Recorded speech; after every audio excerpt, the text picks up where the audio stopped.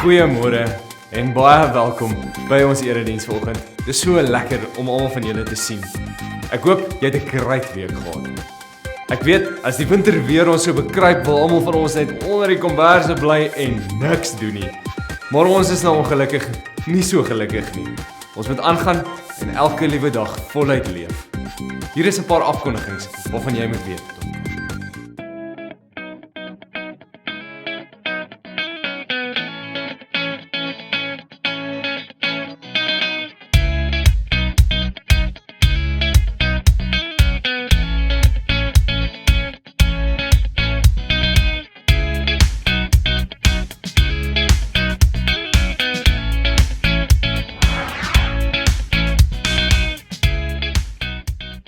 Ouers van graad 00 tot graad 6 kinders, jy kan solank die Jip Kinderweek in jou dagboek inskryf. Dis die laaste week van die Junie-Julie vakansie van die 11de tot die 15de Julie.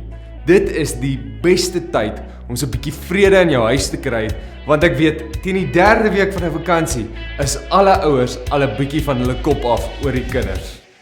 Ons gaan jou verlos van jou kind van so 8:00 die oggend tot so 2:00 die middag en ons beloof, ons sal hulle voer. Ons tema hierdie jaar is Inside Out en dit kos net R200 per kind vir die hele week wat kos en 'n tempo insluit. Jy kan solank 'n inskrywingsvorm by die toonbank kry as jou kind se plek wil bespreek.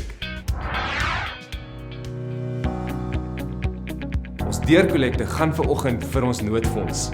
Ons noodstoor is ook 'n bietjie laag op hierdie stadium en ons wil julle graag vra of julle ons kan uithelp met enige nie bederfbare voedsel.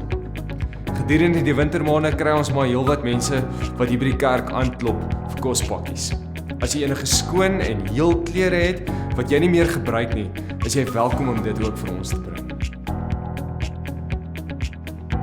Ons wil julle graag ook net in kennis stel van ons kerkraadsvergadering môre aand om 7:00. Dit is 'n beroepingsvergadering vir 'n 3de leraar. Soos ons reeds vroeër vir julle verduidelik het ons besluit om net eers 'n proponentspos vir 3 maande te skep vir 'n oorgangsfase. Dit is die pos wat Verlien tans beklee. Nou gaan ons die 3de leraarspos permanent vul. Ons doen dit nou sodat daar nie 'n onderbreking is tussen die proponentspos wat einde Julie verstryk en die leraarspos nie.